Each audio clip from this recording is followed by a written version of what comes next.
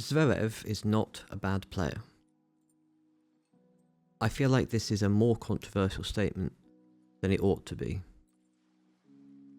Whether a player is perceived as good or not depends on what you are benchmarking them against.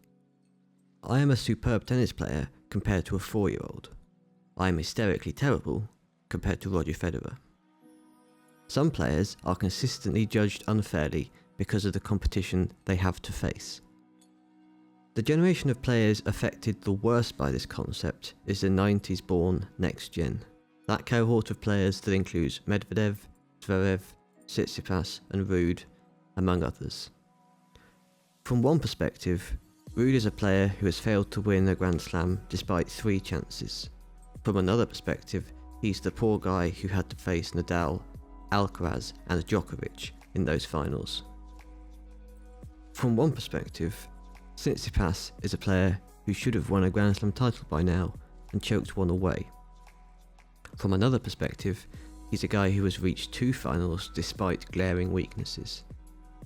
From one perspective, Medvedev is the guy who got double bageled by Berrettini a few weeks ago. From another perspective, he's a former world number 1 who denied Djokovic a calendar Grand Slam. The community often talks about who the best player is that hasn't won a slam yet. The most common name from the current crop of players given as the answer, Zverev. Recency goggles will show that he is the guy who simply cannot figure out how to beat Jannik Sinner. A wider look reveals he is a former world number 2, 2-time ATP Finals champion, Olympic champion and 3-time Grand Slam finalist. I do get a bit irritated by people who refer to Zverev's career as a disappointment. This is a guy who suffers from diabetes, is of a height that should hinder movement ability, yet has a career that is to die for 99% of professional players. If we look at his resume as a failure, what does that say about everyone who sits below him? I don't think it's a helpful mindset.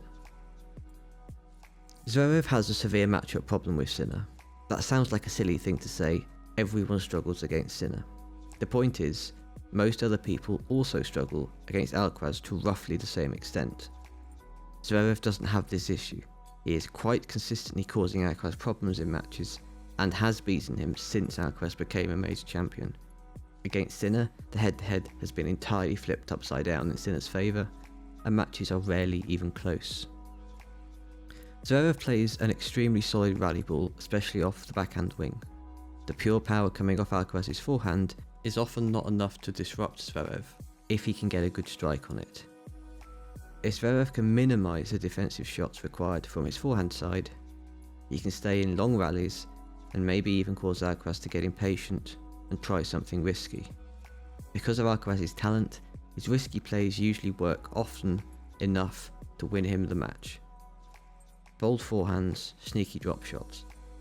Sinner's box of tricks is not quite as big as Alcaraz's, but he has an even higher level of consistency on his rally ball and can maintain that consistency despite close to the line placement and depth.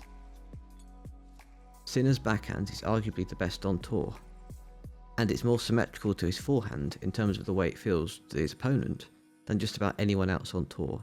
Some have even said that he effectively has 2 forehands. Zverev is consistent in reaching the latter stages, but the actual trophy aspect of his career has rather dried up. He hasn't won any titles in the last 52 weeks, a quite bizarre statistic for a world number 3 and now 2nd seed. I think Zverev's off-court history plays a big part in influencing how people view him. We should be able to acknowledge his domestic violence case that took place over the last few years without conflating off-court behaviour with on-court performance. It's not so much about it being unfair to Zverev, but also about it being unfair to others whose resume is far worse.